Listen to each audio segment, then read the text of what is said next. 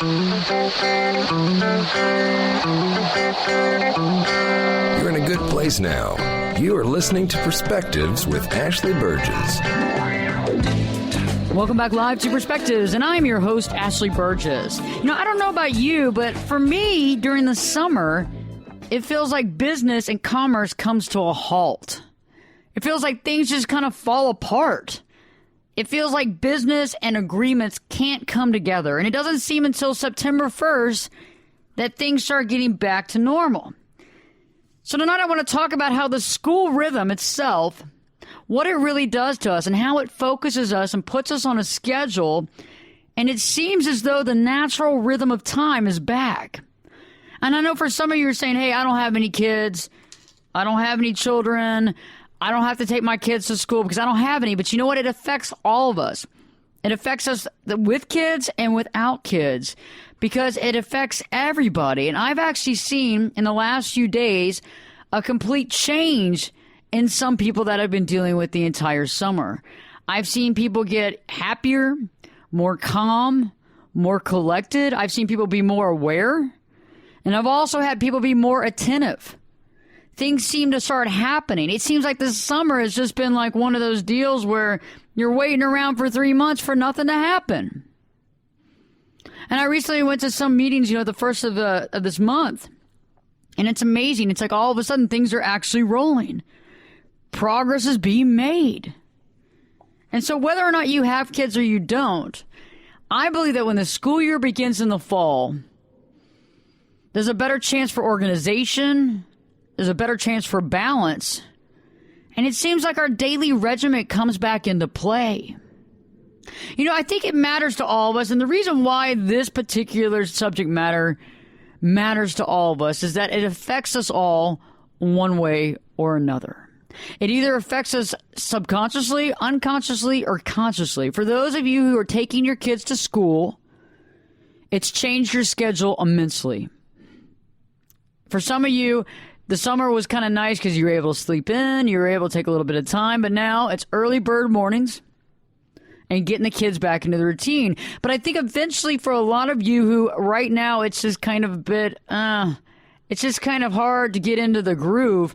I think that within a month or so, you're going to be feeling good.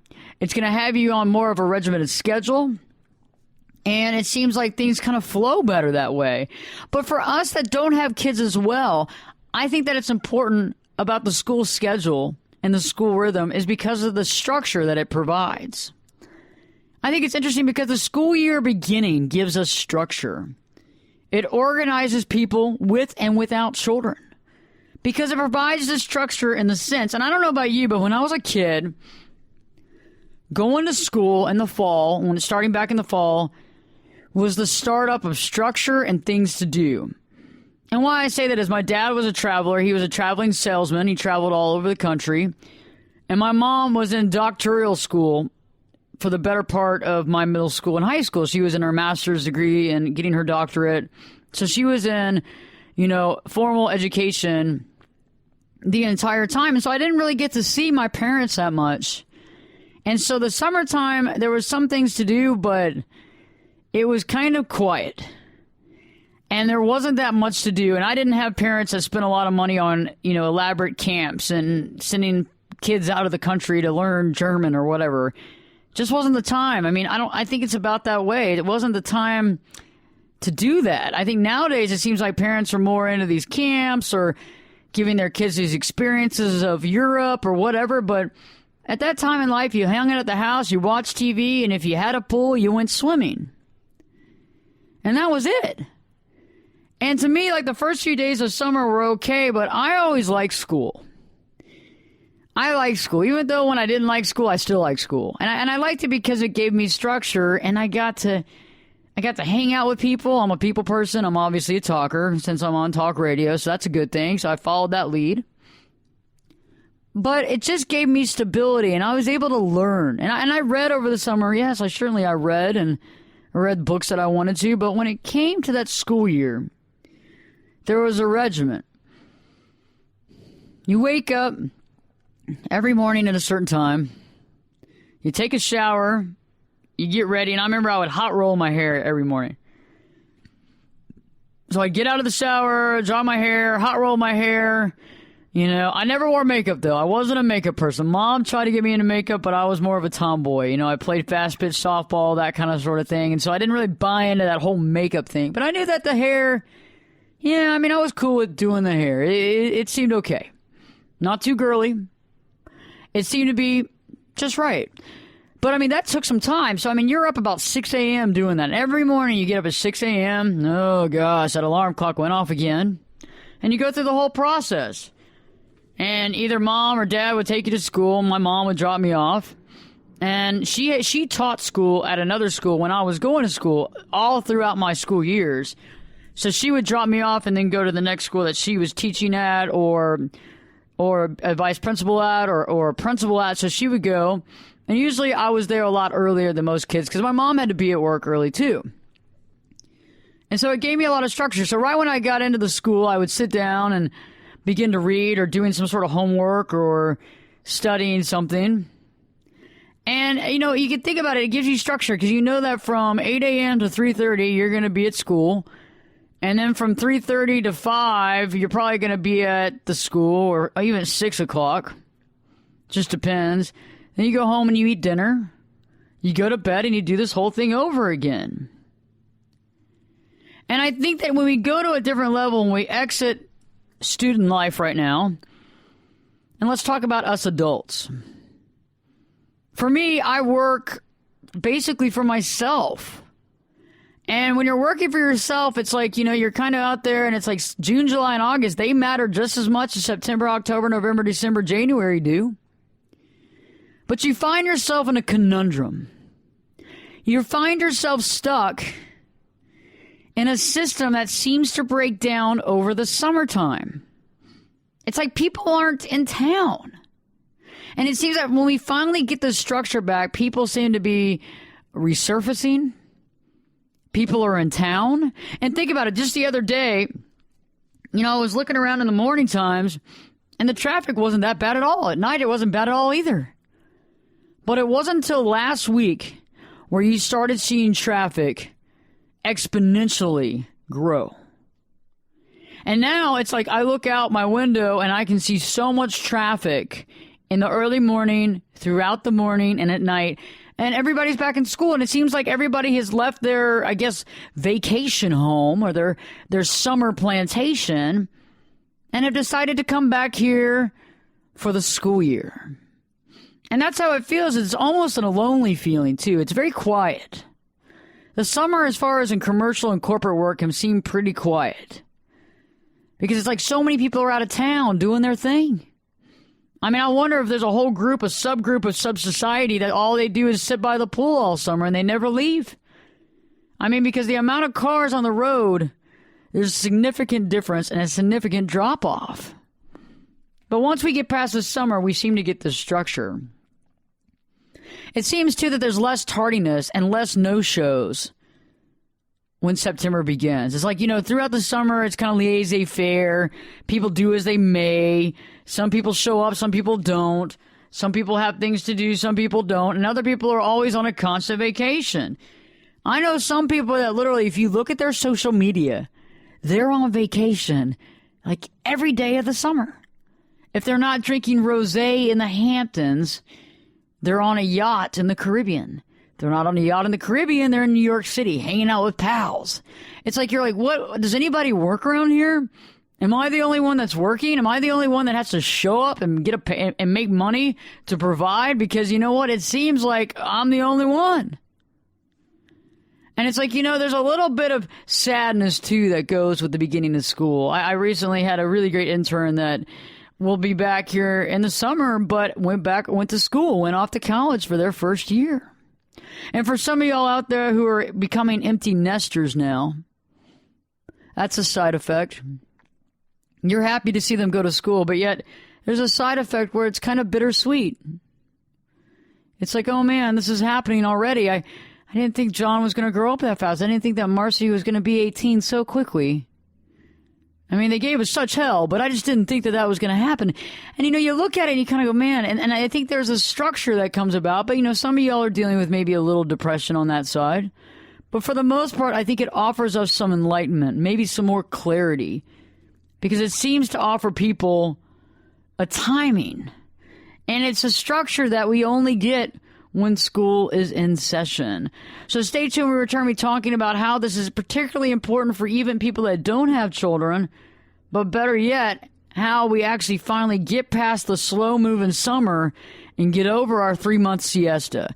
Stay tuned, because Perspectives with your host, me, Ashley Burgess, will be back this time in 2 shakes. Turn it up and jump in the deep end on Perspectives. Now, here's Ashley. Welcome back live to Perspectives, and I'm your host, Ashley Burgess. Tonight we're talking about the school rhythm. How the school rhythm tends to allow us to focus. It gives us a schedule. And it applies to all of us, because I know that people out there are like, hey, I don't have kids. I mean, how does this really apply to me? But I think the school effect affects us all. Whether you have children or you don't, the school year begins in the fall, and it seems that organization, balance, and a core regimen returns back into our lives. And the reason why I did this show tonight is because it's true. It is darn tootin' true. I've had people literally come to me and say, I'm not looking forward to getting up that early in the morning, taking the kids to school, but you know what? I think this is going to help with the rhythm. This is going to help with the balancing. And they literally come into my office for therapy, and you can see that there's a little less stress. They seem to have a little less stress. They seem to have a little more observation of their life and a little more clarity. And on the flip side, for a lot of people that are empty nesters, they're dealing with their emotions with the kids going back to school, but at the same point, they kind of get back into the rhythm. And for the other folks that don't have children like me, I work for myself, and the summertime seems to be like an elusive time to do business. It seems like no business is actually getting done, period, bar none, on June, July, and August. It seems like you try to get somebody to make an agreement or to follow through with something, and it seems like you might as well just shut down shop until September 1, because nothing's going to come out of it. It's going to be nothing. And you're going to like it. It's going to be white bread, and you're going to like it. Seriously, it's like nothing's going to happen. But I figured out something. I figured out that when the school year begins, it changes everything. It offers us the structure that we as humans crave. Structure is a big deal, and the reason why I say that is people come into my life and they see how I do my work, and they're impressed because they don't understand how to actually achieve structure in almost a structureless environment. And I've created a formulation of structure as far as shows and airings and recordings and live broadcasts, as well as, working on sponsorships and partnerships for the show, which Perspectives is looking for new partners to partner with products and services that we believe in, that we see as authentic as well. Also working on my writing. I have to be in charge of the writing and make sure that I'm constantly getting writings done at a certain time, in a certain space, and getting it to various editors or publications. And so you have all that wrapped up into other things as far as like internet maintenance and updating the websites and doing all this kind of stuff. And structure is inherently important. But it feels like in the summertime, people's structure goes away. And even if you don't have children, you are affected by it, by the people who do. Because it seems like all of a sudden a lot more stress is in their life and a lot more things on their plate because they have the kids home 24/7 and they still have to work. So when that happens, there's a lot more things that go by the wayside. There's a lot more canceled appointments, and there's a lot more no-shows. This summer, I had more no-shows from people that have kids than I've ever had before. And it's because they just forget. They have all this stuff going on. They have all this stress. They have all these appointments, and they forget. And it's not until the kids go back to school a lot of times that they're able to remember a lot of their responsibilities and follow through with things that they have. The structure when we have the school back, it's like people come back into town. And it feels, and that there are more people in town, and there's less tardiness, and there's less no-shows, because it seems like people have this structure. And kids are not. When the school year begins, life goes back to normal and structure returns.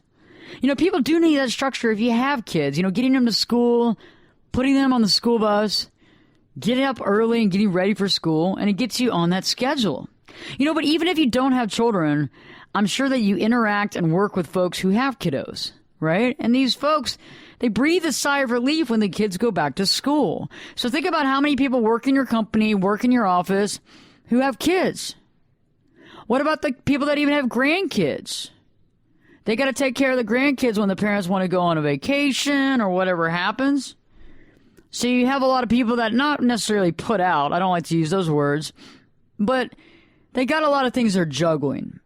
And all of a sudden, when that goes away, they're able to be more of a team player when it comes to doing things that are important, that are a lot of the interactions that they have. The second thing is that the slow summer is like a 3-month siesta that is finally over. And for most people that I've talked to, they're like, God bless, because it seems that nothing gets done. Everything comes to a complete screeching halt. Progress as we know it stops. It's like it's unbelievable. It's like it's a 3-month siesta. Hey, we're going to have some cervezas and we're going to call it a day. Seriously, it feels like that because when you're trying to get a lot of work done over the summer, somebody's always on vacation. If they're not on vacation, they're about to go on vacation. If they're not about to go on vacation, they just got back from vacation and they got a lot on their plate, so they got to go through a lot of stuff. Or, you know what? They don't even get the email. They don't even check it because they got so many emails coming in, they don't even know if they got it or not. These long vacations that have no end that I think gives summer a difficult time. It's like you have various people that take very, very long vacations, which is great, and I'm happy that they're able to do that. However, it seems that communication becomes broken down. And I've called people over and over at different offices, and various people are out of town, and various people don't communicate, and so you have this sense of bad communication where it gets really bottleneck up until the September. The third thing that I think that the school year starting back and this structure, I believe that it allows for drive and direction to return. I believe that we're able to have that drive and direction that we've been looking for because we as humans, we need drive, we need direction, we need a focus point. And it's kind of like the establishment structure helps us to define our time and space. Even if you don't have kids, there's a lot of people around you that do. And when those kids are able to go to school early, they're able to have more clarity, less distraction, and they're able to establish a structure that helps define their days and their nights, and a mental structure that gets them back in the game. It's almost like we're back in school. And I know that sounds maybe odd to some of y'all, but for some of you totally get it. Like the day that the school started across the street from my house, it's like I felt like I was back in school. I did. And, my intern emailed me and sent me a bunch of text messages. He's starting at UT just now. And it was cool because he sent me pictures of the classroom and everything. And I was like, man, I want to go back to college. I loved college. College was so much fun. I want to go back. And then I was like, this is bad. I shouldn't be daydreaming about going back to school. And I think for some of you just went down that daydream with me right there because, you kind of think about it and you go, man, those were good times. And when I heard his course list, I was like, oh my gosh, you were so lucky.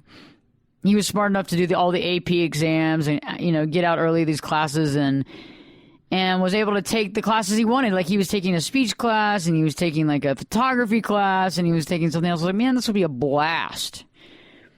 But I stopped doing my daydream and I realized that, I'm kind of in class too.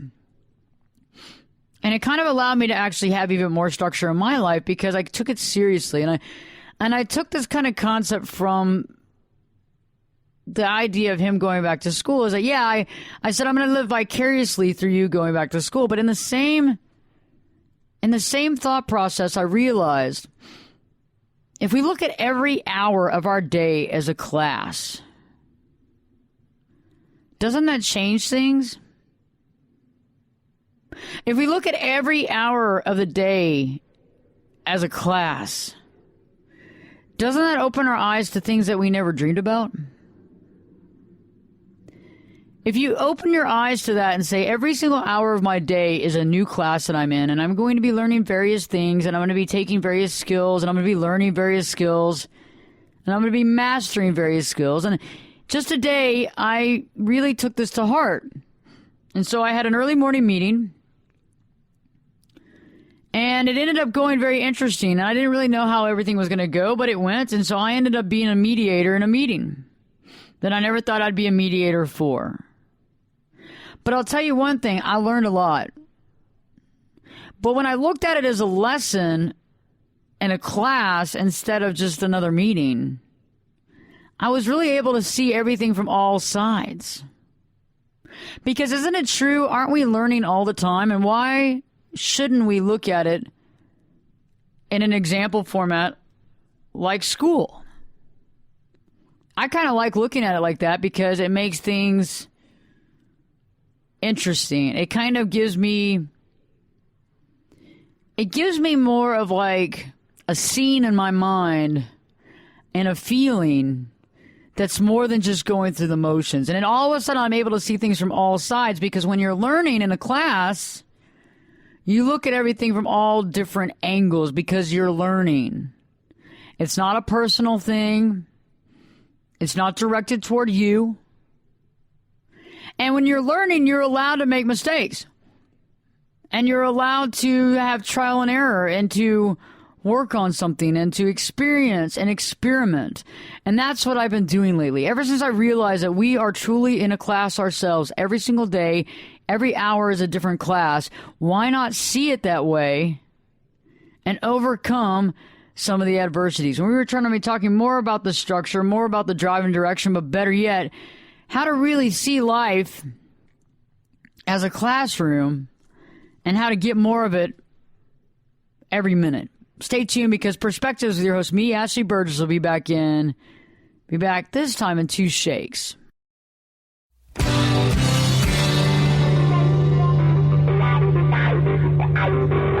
This is Jake Busey, and you're listening to Perspectives with Ashley Burgess. Welcome back live to Perspectives, and I'm your host, Ashley Burgess. You know, tonight we've been talking about structure. We've been talking about the school rhythm. How to get back into that rhythm and what that rhythm does to us by focusing us and giving us structure. A natural time schedule is finally back. You know, it's interesting when you think about that, because when kids go back to school, everybody that has children has to get up earlier, help the kids get up earlier, set a rhythm, get them to go to school, do all that stuff. And it changes things. And for a few weeks, it's kind of not so fun. But eventually you get into that rhythm, and it makes sense. And for others that don't have children, you interact with people that have children every single second of the day. And so if their lives are better, or they're more have clarity, or they're more on point, then your life's going to be more on point. And it seems like people become more relaxed during the school year. And they become more communicative. Like they're more to communicate. Because in the summertime, it feels like people are taking a 3-month siesta. It feels like people are taking a 3-month nap. Nobody's doing anything. Nothing's getting done. Nobody's making any decisions. All the big decisions are being deferred till September 1st. Call us back in September and we'll discuss it. Can't do anything till September. The board people are out of town. Whatever. And so you sit there and you go, man, what am I doing working June, July, and August? I must be the only sucker out here working. And I felt like that the whole summer.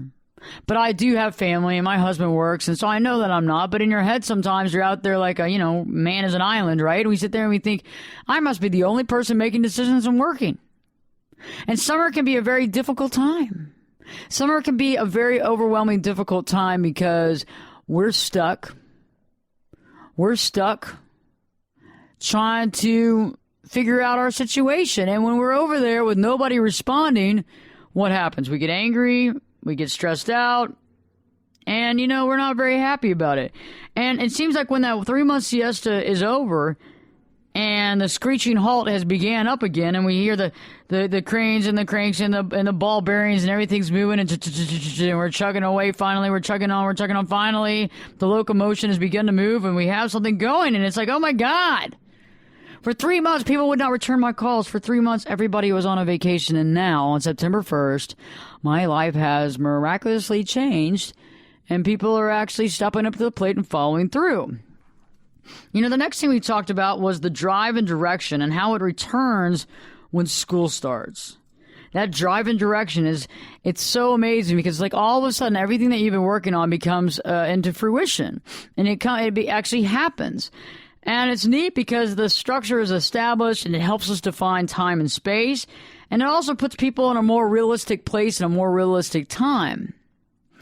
And you know, I was talking about earlier about how I recently had an intern that was working with Perspectives that had to go to college. I mean, not had to. I'm the one that was saying he had to go, but he was starting his freshman year at UT.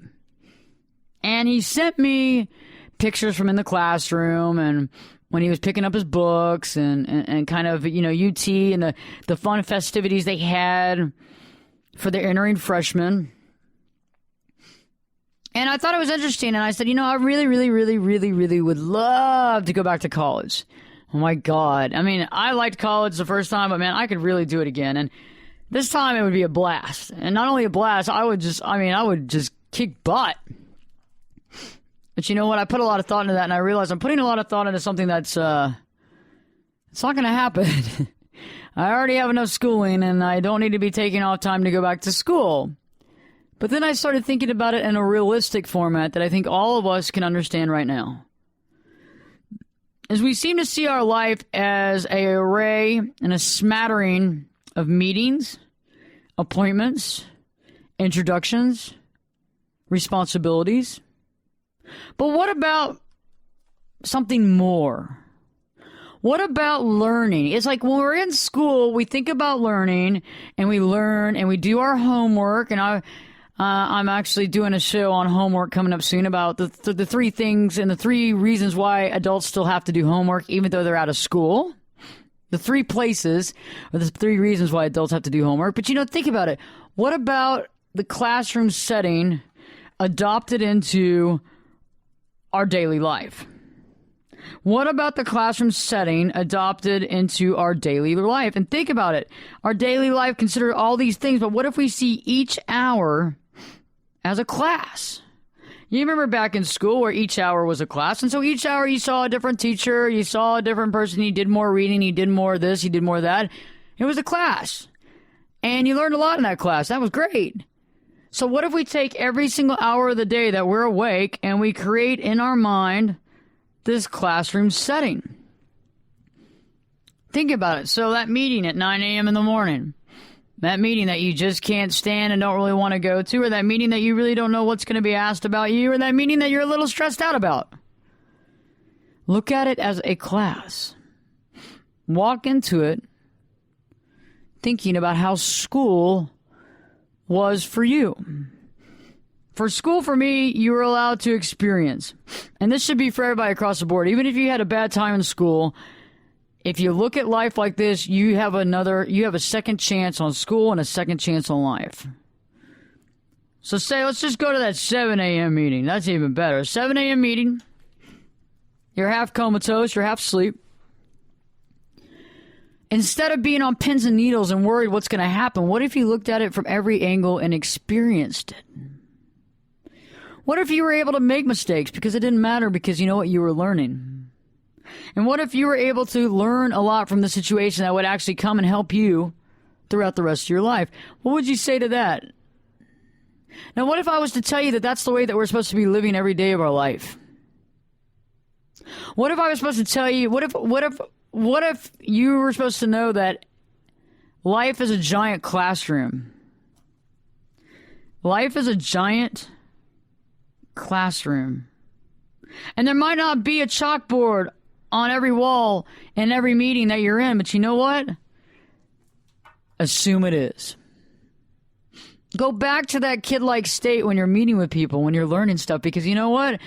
This is where it gets interesting. This is where the fun starts. This is what life's about. I went to a meeting yesterday. I can't tell you how stressful that meeting was, but when I sat back and realized I have the ability to make changes and help these people, figure out clarity that they haven't been able to understand so far. I can help these people be able to communicate more effectively. And if it doesn't work, it doesn't work. But it doesn't matter, because guess what? Life is learning. And so I did just that. I didn't get scared and I didn't worry about anything. And instead, you know what I did? I jumped right in. And yeah, I'll tell you, there's a few minutes there that I was a little kind of scared because I didn't know how it was going to go. But I jumped right in and I spoke to people and I said, hey, I think that right now what we need more than anything is just a little bit of clarity. What's needed in the situation is clarity. And what this person's trying to do over here is to clarify the situation. And there's got to be more transparency here. And me as a third party can see where this is going. And I think that these two individuals could communicate quite effectively if they were just allowed to communicate. Just allowed to communicate. And it's true, because when you get rid of people that are just making judgments, and when you move aside the gatekeepers, those two people that need to communicate will either communicate or they won't. However, it seems that life is filled with people that try to stifle communication. Now, why ever they try to stifle communication, that's between you and I don't know. Some people choose it because they don't want people knowing the truth. Some people just don't respect other people. And some people don't know how to communicate effectively at all. Some people actually get more stressed out and freaked out just by the onsight of somebody actually showing up into their office. And other people do not communicate well on the phone or via email. And the only way that you can actually make contact with that person is by showing up to their office and saying hello. And it's like, in different layers of life, you start learning these different aspects of how people communicate. How do they communicate? How do they effectively communicate? Better yet, what is their best and favorite form of communication? One of the biggest things that I've learned through life being a classroom is that if you don't know everything, then you don't know everything. And there's a reason why you don't know everything. And if you want to know more, then you should ask. And if you ask and people still don't share with you, then you realize there's a reason. Now, it depends on the way you ask, right? How I ask for something normally, it depends on how I ask. That kind of transpires eventually based on the fact of how I am received. So if I comment a certain way, I'm going to get probably a certain response. And I've realized through life's lessons that the more personable you are, the more transparent you are, the more likely other people are going to not only listen, but also accept what you have to say. And I've realized lately that there's a lot of people that don't use a lot of honey. And I'm not saying that you have to sugarcoat it, but when I've learned through life's lessons, as this giant classroom proceeds on a daily basis for me, I learn what to do and what not to do. And, when we repeat the same things over and over again and we don't get the results we want, that's chaos. It's insanity. It's a definition of insanity, because doing the same thing and expecting different results is never going to happen. And in life's classroom, whether it's meetings with the partners or meetings with your firm or meetings with people at the PTA or meetings with your kids, whatever it is, there's something to learn from it. So stay tuned. We're returning to be talking more about life as a classroom and how you can begin to create that amazing classroom for yourself on a day-to-day basis and change your life forever. Stay tuned, because Perspectives with your host, me, Ashley Burgess, will be back this time in 2 shakes. You could be my luck. Get in here. You're listening to Perspectives with Ashley Burgess. Welcome back live to Perspectives, and I'm your host, Ashley Burgess. Tonight I've been talking about the school year, allowing us to have structure. When September 1st starts up again, it seems like the life changes, like this whole timing. It feels as if there's more structure. It feels as if we're ready to make changes. And it feels like the school year helps us as even adults to have more structure, more drive, and more direction. And it seems to give us a more realistic place and time. And, it's interesting because, I have a lot of kids that were working with me that were interns that have gone off to school. And ever since they kind of were texting me back and forth, and I said, hey, I think that I can make the classroom in my own life because I can't go back to school. Okay, I'm not going back to school anymore. I've gone to enough schooling. I've done enough schooling. And unfortunately, my husband is not just going to say, yeah, go on and quit your show and quit everything, go back to school, even though that would be a blast. I mean, come on. It'd be like back to school with Rodney Dangerfield. Call me when you have no class. Yes. Anyway. Okay. One can dream. However, let's talk about changing and creating a classroom in our own life on a daily basis because this is awesome. Life is a classroom. Life is about learning. Every single interaction we have is more than just an interaction. It's a learning opportunity. It's an opportunity to learn about ourselves as much as it's to learn about others. And this learning opportunity that we are given, every single interaction we have is something that we need to capitalize and realize it is not going through the motions. It is not just a mere responsibility. It is not just one thing we have to do that we don't necessarily want to do. In fact, we need to see every hour of our day as a different class. Okay? And I know that for some of you out there, you're like, come on, Ashley.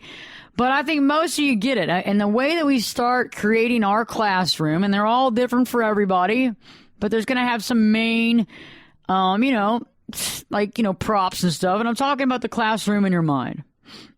The first thing is you want to visualize a classroom.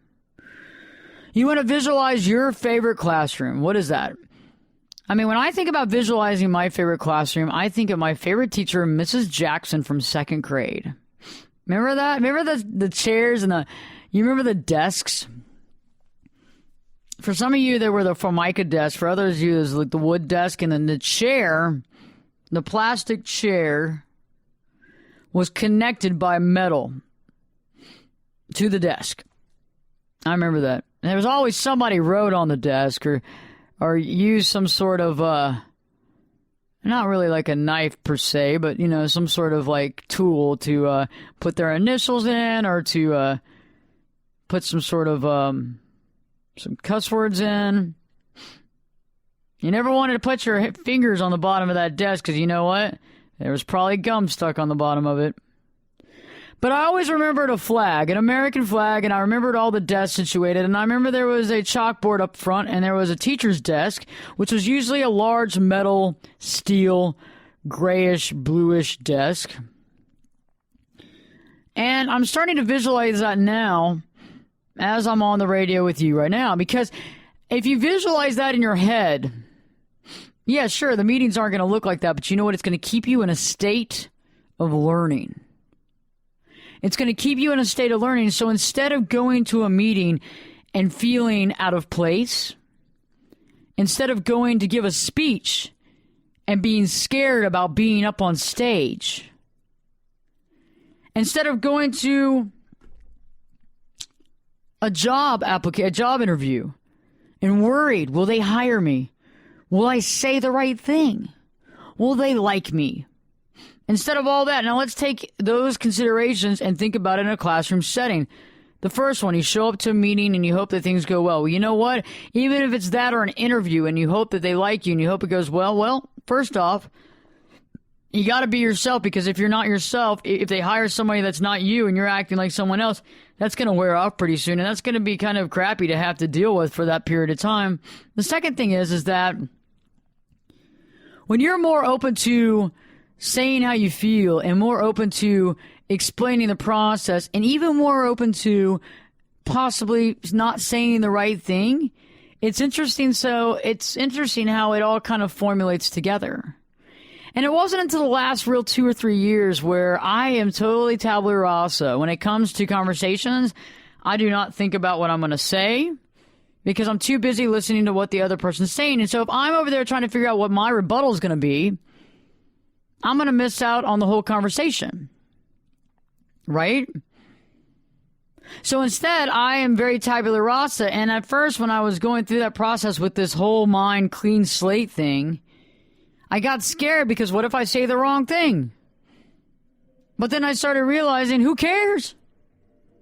And when you're able to accept that there's a possibility that you're going to say the wrong thing, when you're able to accept the possibility that things might not go to a certain degree, and when you're able to accept that things might be better than you could ever dream they could be, and you're experiencing everything from a classroom setting, safe and secure, because nobody asks a stupid question. There are no stupid questions.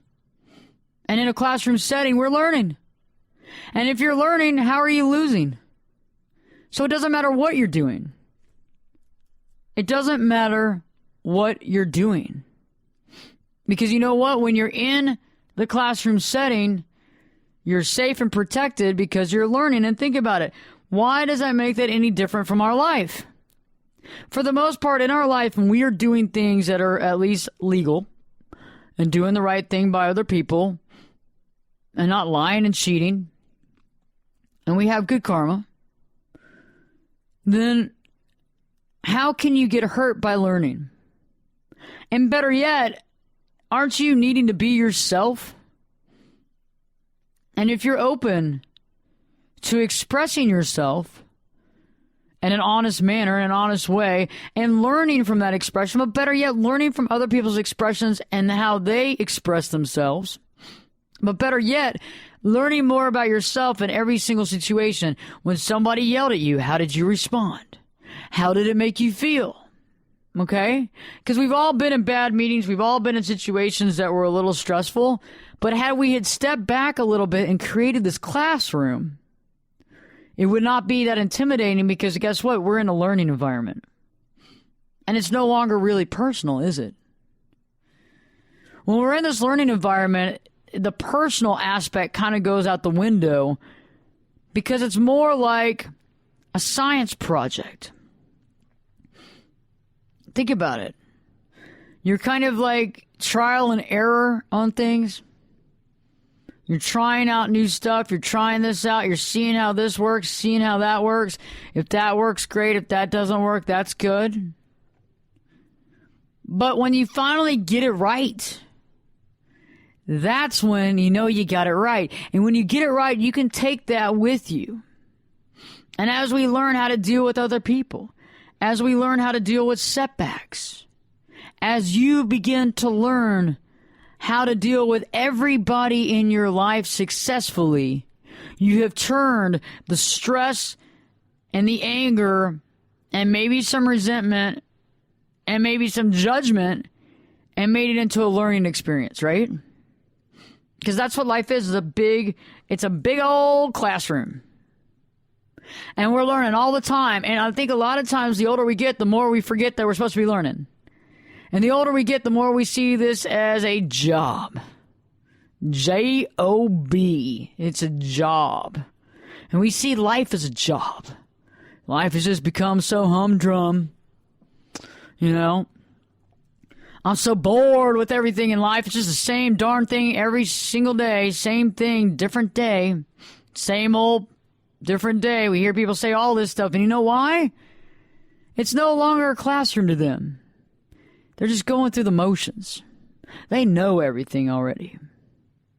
And I think that if you open up your mind and realize that life is a classroom, whether you accept it or not, and if you look at life as a classroom in a fundamentally positive way and understand that that's the reason why we're on planet Earth to begin with, is to learn. And that's why we're in this lifetime. And this is why you're in this body. And this is why your life was chosen for this way. And this is why you might have chose it before you came in. I know, that'll blow your mind. What if you chose these conditions before you showed up in the womb? Booyah! That's one to think about. And think about it. You chose this life and you came into this and you had a lot of dysfunction and you had this and you had that and you go, my God, you think I picked that dysfunction? Why not? Aren't you a super soul? Can't you figure it out? And if you are, then that means that life is a what? Oh, it's a classroom. Oh, it's a classroom. What do we have for them? It's a pop-up. Well, no, it's a classroom. And that's why making life a classroom and visualizing it and not worrying about making our mistakes and realizing that, guess what? This is why we're here. If we're here to learn, why aren't we seeing life as a big old classroom? Because some of the school, I mean, for me, when my intern was going back to school, man, I wanted to go back to school. I mean, how many shows have been made about adults going back to school? A lot. Because we want to go back to school. School was fun. I mean, there wasn't a lot of responsibilities, and our parents paid for some of it, and, heck, I mean, the only thing we had to really worry about was our laundry and stuff. Maybe a small part-time job.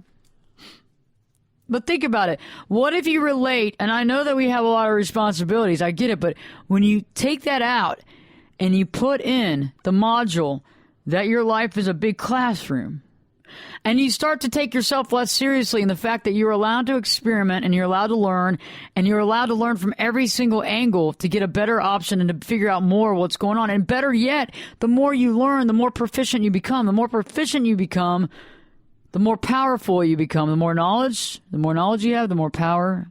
Knowledge and power are congruent. They are part of the one. And then when you really start visualizing that classroom, you're also going to take it to the next level, and you're going to start realizing that this is indeed the reason why we are here on planet Earth. When you begin to visualize this, and I've been doing this for a little while now, when you begin to visualize this, you know what? Wow. That's why we're here. And every single situation I go into now, I look at it that way, and you know what? It's not that bad. I mean, even if somebody says no. Okay, why? Okay. Well, thanks for that. That's cool. I mean, because there's reasons why things don't happen, and those normally turn out to be you didn't need those things, or it wasn't going to work out anyway. And so when you look at it from different perspectives, you're able to look at it with enlightenment and clarity and understanding. So realize that life is just a giant classroom. It's an amazing classroom, and you can choose to learn as much or as little as you want. But better yet, you can choose to do it and realize it and get the big picture. Stay tuned, because guess what? I'll have another show for you coming up pretty soon. Go check out AshleyBurgess.com, Ashley, BERGES.com, my website, and check out the latest blogs and radio shows if you missed some live. Also, check out the Ashley Burgess Network, AshleyBurgessNetwork.com. It's perspectives with Ashley Burgess, 24 hours a day, 7 days a week. And I look forward to hearing from you. So if you went to AshleyBurgess.com, go on there and click on the contact page and send me an email, because I want to hear from you. Stay tuned. I got a great show for you next. And Perspectives with your host, me, Ashley Burgess, will be back this time in 3 shakes.